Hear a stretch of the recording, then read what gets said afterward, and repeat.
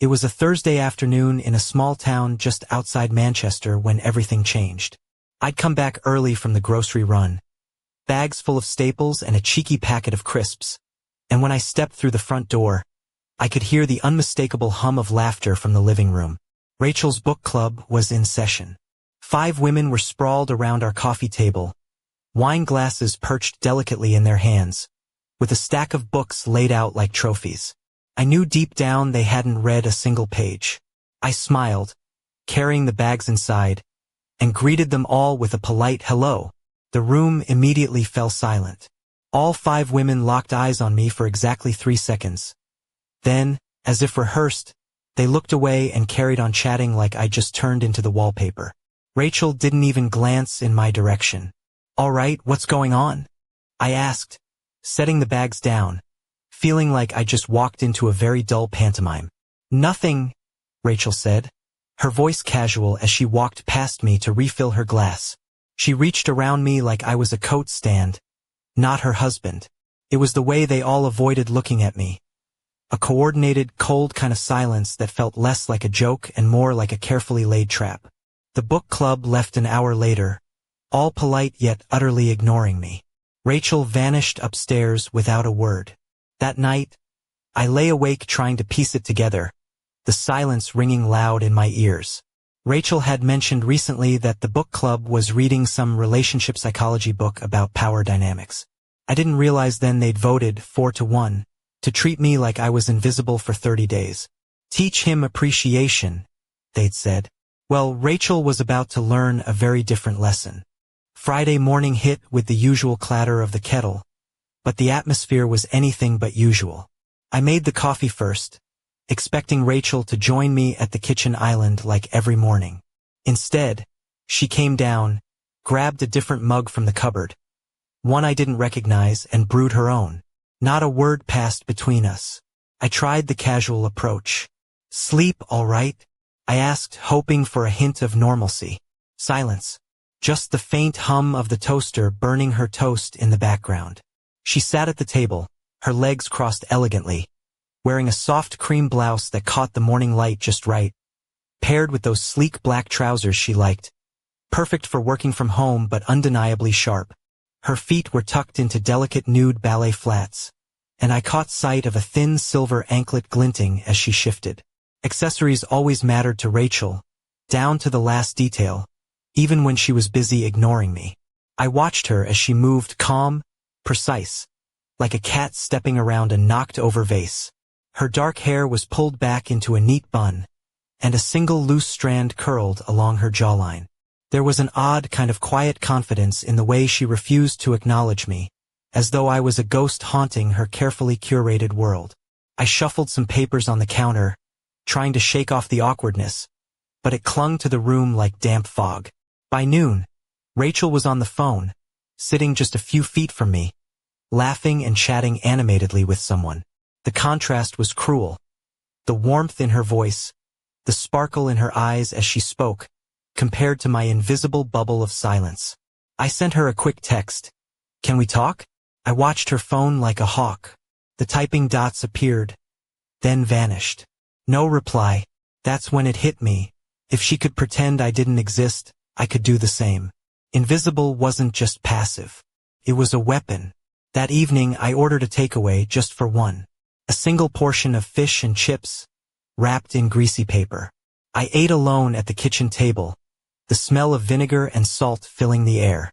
Rachel microwaved some leftovers, her face briefly flickering frustration when her eyes caught mine over the steam. She wanted me to keep serving her while being ignored. Joke's on her, I wasn't playing by those rules anymore. Saturday morning was when I finally decided to shake things up. Normally, I'd be outside by 8 a.m., mowing the lawn or fixing the garden fence. Things Rachel had always said were manly and responsible. But this Saturday, I stayed in bed till 10 a.m., the first real sleep-in I'd had in years. I heard her footsteps outside the bedroom door twice, once early, then again around 9:30.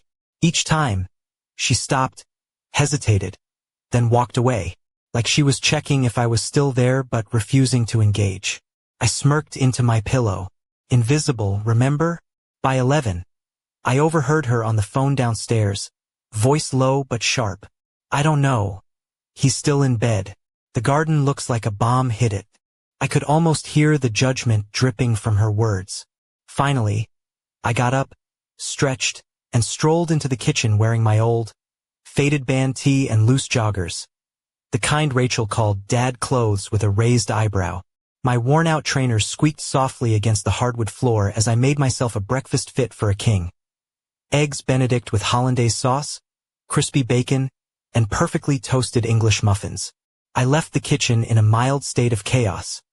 Plates stacked, crumbs on the counter, and a smear of sauce on the toaster. A little mess never hurt anyone. Then, I pulled out my old camera gear from the back of the cupboard. My Canon DSLR, 3 lenses, and a battered leather camera bag. I hadn't touched them in years. Rachel used to complain about the time I spent shooting landscapes, the money I spent on equipment, the weekends I disappeared chasing light. But now, with the invisibility cloak draped over me, I was free. I spread everything out on the dining table, carefully cleaning each lens, the smell of lens cleaner mixing with the lingering aroma of breakfast. Rachel came downstairs while I was busy restoring my gear. She froze in the doorway, her eyes wide, mouth slightly open like she'd just seen a ghost. Or maybe my old camera gear was scarier. She looked ready to say something, but then her lips snapped shut. Instead, she grabbed her purse, stormed out, and slammed the front door hard enough to shake the walls. Her phone buzzed through the window, and I caught a snippet of her hushed conversation. "He's doing it on purpose. I know he is." Well, she wasn't wrong about that. Sunday morning, I was up at 6 sharp, the kind of unholy hour only dedicated photographers and caffeine addicts know well. I loaded my camera gear into the car and headed out to Peak District National Park, a favorite spot of mine for capturing misty mornings and golden light spilling over rolling hills. The drive was quiet, the kind of peaceful silence that felt like a balm to my tangled thoughts. I spent the next 4 hours wandering through the moorland, snapping shots of fog weaving through ancient trees, hikers trudging up narrow paths, and the sun casting long shadows over heather. I felt alive again, connected to something beyond our quiet battlefield at home. I didn't text Rachel, didn't tell her where I was going. Why bother? Invisible, remember? When I pulled back into the driveway around 11 a.m., I found her pacing in the kitchen. Her dark emerald dress clung to her slender frame, the soft fabric whispering as she moved. Her heels clicked sharply on the tile floor, like a metronome counting down the seconds I'd been away. Her hair was loose today, cascading over one shoulder, and despite the tension in her jaw, I caught a flicker of relief in her eyes when she saw me. Then the realization hit her. She couldn't acknowledge me. The relief vanished, replaced by a stormy glare that almost cracked her porcelain mask. Her jaw clenched so tight I thought she might fracture a tooth. She desperately wanted to ask where I'd been, but the invisible wall between us stopped her words cold. I spent the afternoon editing photos on my computer, the glow of the screen illuminating my tired face. Rachel hovered nearby, busying herself with pointless tasks, rearranging cushions, wiping imaginary dust, but kept sneaking glances at my screen. I caught her staring at an image I just finished. A sunrise breaking through fog, light spilling like liquid gold over the hills. Her eyes softened for a moment, as if remembering the man who once chased beauty through a lens. Our eyes almost met. She looked away fast. That night, I cooked myself a simple pasta dish, one perfect serving, drizzled with the good olive oil and topped with freshly grated Parmesan. The kind Rachel used to say was too posh for every day. She sat across from me in a soft lavender silk blouse and dark jeans, picking at a sad little salad.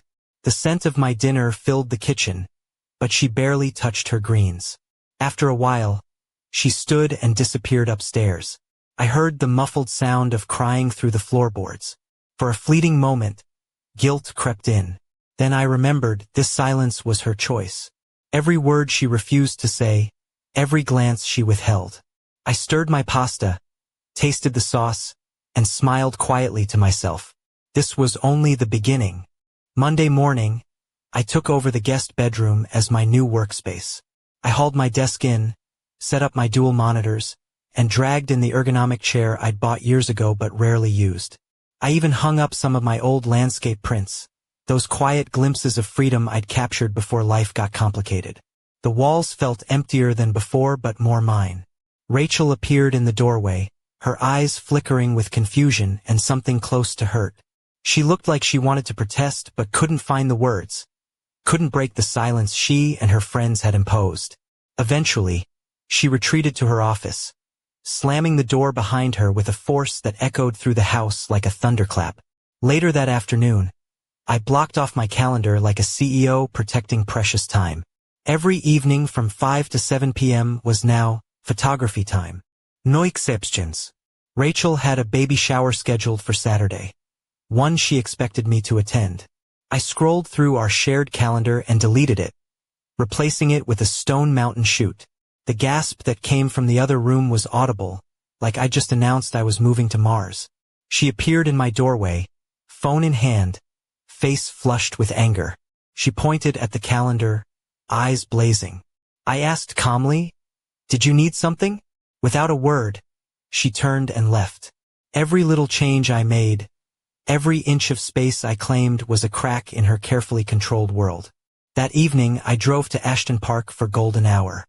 The light spilled through the trees like liquid amber, and I shot for 2 hours, losing myself in the shutter's rhythmic click.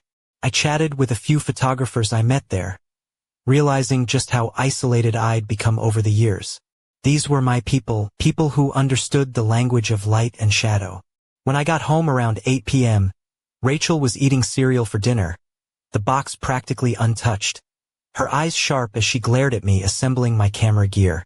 She hated the freedom I was claiming, but I was claiming it anyway. Tuesday morning brought an unexpected message from Derek, an old photography buddy I hadn't spoken to in years. "Marcus, great to see you back at it. Coffee soon." That invitation felt like a lifeline. We met at a cozy cafe in the heart of Manchester's northern quarter. Derek was exactly the same, laid-back jeans, a vintage camera slung over his shoulder, and that easy grin that made you forget the world's nonsense. We spent 2 hours swapping stories about lenses, compositions, and upcoming shoots.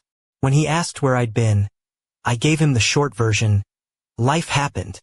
He looked at me like he knew there was more. "Well, whatever brought you back, it's good to see you shooting again." We made plans to hit the moors together the following weekend. For the first time in a long while, I felt like I belonged somewhere again. Back home, I decided to cook. I've always been the better cook between us. Rachel once joked she could burn water. That morning, I whipped up Korean beef tacos, the kind packed with spicy, smoky flavor and fresh, crunchy slaw. The house smelled incredible, like a tiny food festival. Rachel came downstairs, drawn by the aroma. She watched silently as I plated up a perfect taco, the vibrant colors contrasting with her plain peanut butter toast. She sat across from me, eyes fixed on my meal, and I didn't look up. For 5 years, I'd cooked meals she barely appreciated. Now, she got to appreciate what she'd taken for granted. Later that afternoon, Monica, one of Rachel's book club friends, popped over. They settled into the living room for a chat. As I walked through with my camera bag, Monica greeted me. "Oh hey Marcus. Heading out." Rachel shot a sharp gesture at her. "Stop talking to him," she mouthed mid-sentence. Monica looked uncomfortable, whispering urgently to Rachel. "This seems extreme." Rachel's response was firm. "He needs to learn." Even her friends thought she was overdoing it. But Rachel was determined to win this silent war. That night, while updating my old photography website, I stumbled on something curious. Messages from gallery owners dated 18 months ago. Messages I'd never seen. Spam folders held 3 more invitations to exhibit my work, all filtered out by someone who wasn't me. Rachel hadn't just discouraged my photography. She'd actively sabotaged it. I leaned back, tasting the bittersweet flavor of betrayal and newfound resolve. No more guilt over tacos or stolen dreams. This was my comeback. Wednesday morning, I sat down with our bank statements and did the math. We kept separate accounts but shared a household fund. I'd been putting in £2,000 a month, Rachel about £900. Yet that fund covered her book club fees, monthly wine deliveries, and craft supplies she never touched. Meanwhile, I was footing more than half the bill for a life that wasn't balanced. I created a spreadsheet highlighting the imbalance, printed it out, and left it on the kitchen counter with a sticky note. New budget starts next month. By noon, Rachel had found the paper. She stared at it for a long 5 minutes, her face unreadable. Then she grabbed her phone and called someone, voice low but sharp. "He's changing our finances, without talking to me. Can he even do that?" I heard her pause. Then her expression faltered. "Fine. But this is exactly why we're doing this. He needs to remember his place." His place. That was the real issue all along. Later, I started quietly researching divorce solicitors in Manchester. Not ready to act, just preparing. I downloaded our financial documents, backed up my photography portfolio to the cloud, and took photos of important paperwork. I wasn't planning to leave yet. I was just making sure I could if I needed to. That evening, while Rachel was on a Zoom call, I rearranged the living room. I cleared away her ridiculous collection of decorative pillows. Yes, 23 of them, and donated them to charity before she could stop me. I hung 3 of my landscape prints where her live, laugh, love signs used to be. The place looked different, cleaner, more honest. Rachel ended her call early, came downstairs, and went pale when she saw the changes. She started snapping photos with her phone, hands trembling. Evidence, no doubt. I tackled our bedroom closet next. My clothes had been shoved into a tight corner, while Rachel's wardrobe overflowed with unworn outfits, tags still attached. Over 1,000 pounds worth of clothes she'd never worn. I boxed them up and left the piles in her office with a note. Donate or sell. Your choice. By 3 p.m., I heard screams and sobs behind her office door. Rachel was on the phone, voice shaking. "He's dismantling everything. This is abuse." Her friend's voice was faint but firm. "Maybe you should just talk to him." Rachel's reply was cold. "No. We committed to 30 days. The silent war was far from over." That evening, Rachel tried to text me. "We need to talk." I read it while she stood 6 feet away, eyes fixed on me like a hawk stalking prey. I didn't reply. Instead, I placed my phone face down and went back to editing photos. She wanted to change the rules because she was losing. I wasn't interested in renegotiating. Friday rolled in, day 9 of this invisible war. I dusted off my dormant Instagram and posted 5 of my best recent shots from Peak District and Ashton Park. Within hours, the likes and comments poured in, over 200 likes, 30 messages from old photography friends, and even direct messages from 2 gallery owners interested in my work. Her Instagram was linked to mine, so Rachel saw everything. The praise, the admiration, the women photographers commenting on my shots. I caught the flicker of jealousy and anger cross her face when she glanced at the screen. One gallery owner messaged me about a First Friday artist meetup at the old textile mill in Ancoats. I replied immediately, "I'll be there." Rachel saw the notification. She typed 3 different messages, then deleted them all. That night, she made dinner at 5 sharp, banging pots and pans loudly like a percussionist trying to drown out my shutter clicks. I left for my shoot anyway. I got home at 9 to find her still awake, my Instagram open on her laptop. She snapped it shut as I walked in, eyes wide with caught in the act guilt. She'd been stalking my account. I headed to the kitchen for a glass of water, and she followed. It was the first time she'd physically followed me anywhere since this all began. Her mouth opened and closed several times, words trapped behind the silence. She wanted to ask about the women commenting, about the gallery meetup, but she couldn't without breaking the rules she'd set. Finally, she grabbed her laptop and fled upstairs, slamming the door so hard the frame rattled. She'd created the perfect trap. She couldn't control what she refused to acknowledge. At 5 o'clock sharp on Saturday morning, I slipped out the door, camera bag slung over my shoulder, and headed to Moorland Heights. The sky was a canvas of deep indigos and soft pinks, the kind of dawn that photographers dream about. I spent the day chasing light, meeting up with friends who shared my passion, and grabbing lunch in the nearby village of Ashford. For the first time in months, I felt connected to my craft, to people, to myself. When I returned home at 4, Rachel's car was in the driveway, but the house was eerily quiet. I checked our location app and saw she was parked 3 blocks away in a cafe's car park, watching. She'd been waiting to see when I'd come back. The invisible man had become her entire focus. That evening, Rachel's book club gathered again in our living room. I sat in my office with the door cracked open, listening. Monica's voice was soft but concerned. "Rachel, you look exhausted. This isn't working," Jessica replied. "He seems happier than ever. It's just stubbornness. He'll crack soon," Monica urged. "Maybe you should talk to him." Rachel's voice was firm. We agreed 30 days. The vote was 4-1. Jessica said quietly, "I didn't vote for this. I wanted an honest conversation." Rachel answered, "It's too late now. If I break first, he wins." "What are you winning, Rachel?" A long pause. "My marriage. I'm winning my marriage back." Jessica's voice softened. "I don't think that's how this works." Rachel had turned our marriage into a game she was determined to win, blind to the fact she'd already lost. That night, I couldn't sleep, not from stress, but excitement. I logged into an old photography forum and posted some recent shots for critique. Within an hour, 15 responses popped up, mostly positive, with technical advice and questions about my process. One comment stood out. "Welcome back, Marcus Reed. I remember your work from years ago. Glad to see you shooting again." Someone remembered me. Someone noticed I'd been gone and was happy I'd returned. It was a small thing, but it hit me hard. I'd been so focused on keeping Rachel happy, I'd forgotten there was a whole community out there that valued me. Sitting in my office, surrounded by the life I'd rebuilt in 10 days. My photography career reigniting, space in my own home, financial boundaries set. I compared it to the 5 years before.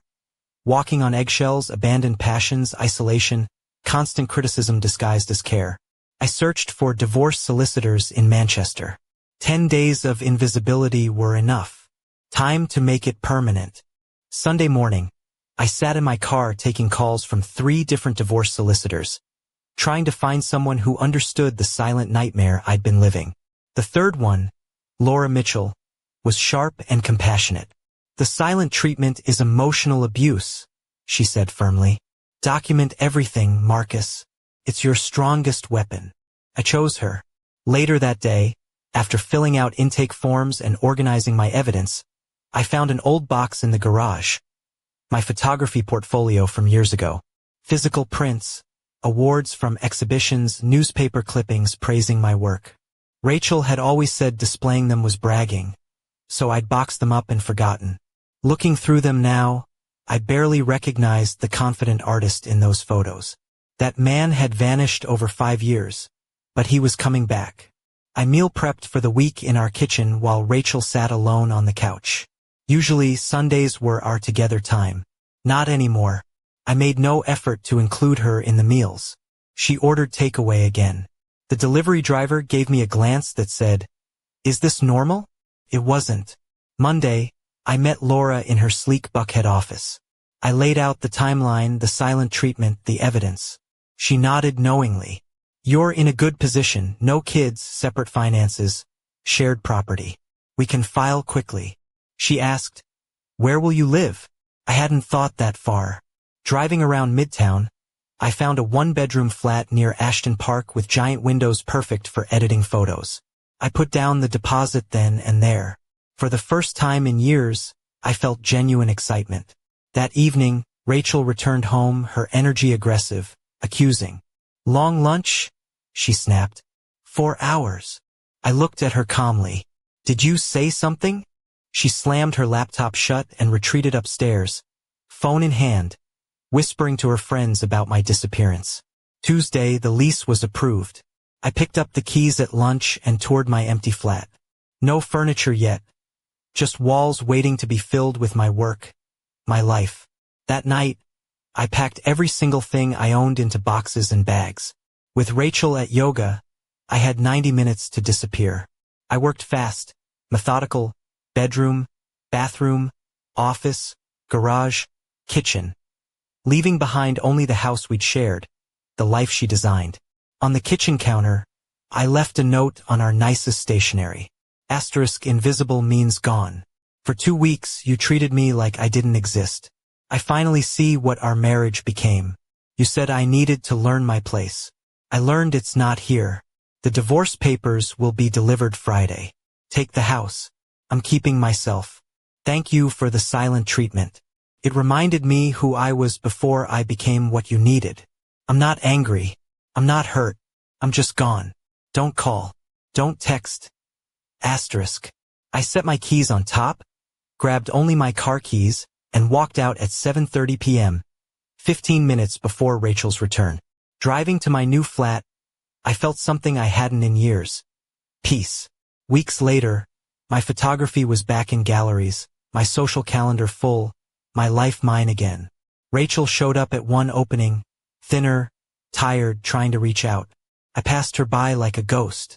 Invisible no more. But late that night, as I edited photos, a message popped up from an unknown sender. Asterisk, are you really free? Or just invisible in a new cage? Asterisk. The silence was broken, but the story wasn't over.